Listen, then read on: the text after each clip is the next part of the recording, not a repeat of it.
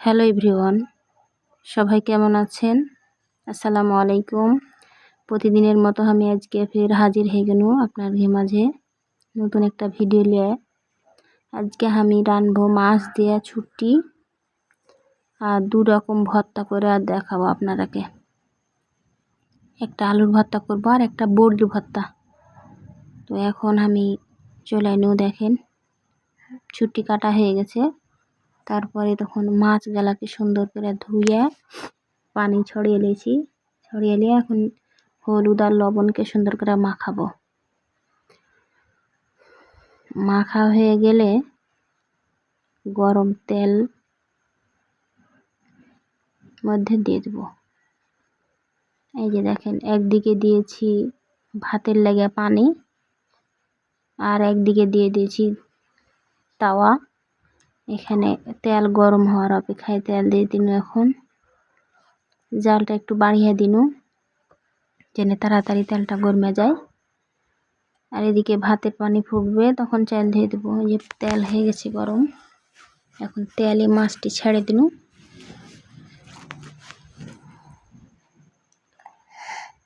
মাছটাকে ভাজালেই উল্টে দিন, হয়ে গেছে মনে হইলে, দেখা লাগছে তাই। এখন মাছটা হোক ভাজা, আর এদিকে আমি এইদিকে মশলাকে করব। এখন মাছ ভাজা নিয়ে নেওয়ার পরে বাটা মশলা, হলুদ লবণ সব কিছু যা লাগে সব দিয়ে মশলাটাকে কষিয়ে নিয়ে একটু পানি দিয়ে দিন, তাহলে বেশি ভালো হয়। ছুটিটাকে একটু কষাবো। ছুটিটা কষিয়ে মাছ দিয়ে রানবো। মশলাটা প্রায় ভাজার মতো হয়ে এসছে, তেল বাড়িয়ে গেছে সুন্দর। হ্যাঁ, এখন ছুটিকে ছেড়ে দিন ধুয়ে টুয়ে।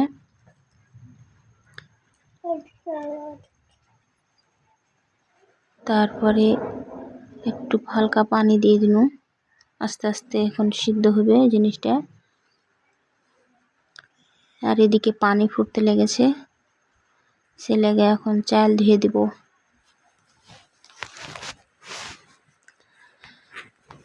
এই যে দেখেন, চালটাকে ভালো করে ধুয়ে কচলা ধুয়ে একবার পানি গেলে ফেলে দিন, ফেলে দিয়ে আর একবার ধুই। দুবার চাল ধুলে ভাতটা ফ্রেশ হয়, দেখতে ভালো লাগে, খেতে ভালো লাগে।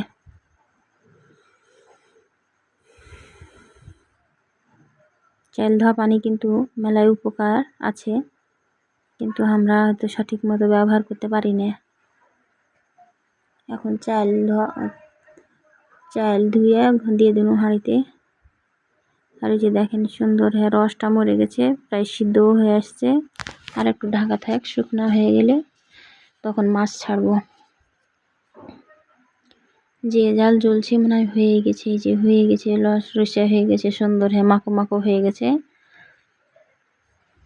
এখন পানি দিয়ে দেব পরিমাণ মতো, যতটুকু ঝোল থুবো তরকারিতে সেই আইডিয়াতে এখন পানি দিয়ে দিন।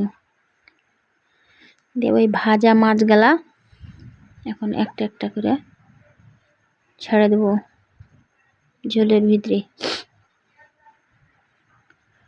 এই যে সব মাছটি দিয়ে দিন। এখন মাছ এটা সিদ্ধ হওয়ার অপেক্ষা। ভাগ করে হয়ে গেল, ভাত হয়ে গেছে, ভাত পাশে দিন। আর ওদিকে মাছ হচ্ছে। এখন খোলাতে কি করব কহেন তো? খোলাটা তাতা হোক, তখন কহছি যে কি করব। এই যে দেখেন, এগুলো হলো মাসকালাইয়ের বড়ি। গত ভিডিওতে আমি মাছ আর বড়ি রান্না দেখাচ্ছি আপনারাকে। আজকে বড়ির ভর্তা করবো, সে লাগে বড়ি গালাকে খোলাতে একটু ভাজা লিনু লাল করে দিয়ে এখন পাটাতে বাটবো। এই যে দেখেন, পাটাতে বাটা ভাত তরকারি রান্না হয়ে গেছে। এখন ভাত খুলে লিনু, দিয়ে গরম যেটা ভাত, একদম গরম ভাত লাগবে, খুব গরম ভাত। যে দুটা শুকা মরিচ আর লবণ ভালো করে কুচিলে দিন, ওকে সুন্দর করে এই যে দেখেন, আর দেব কাঁচা পেঁয়াজ।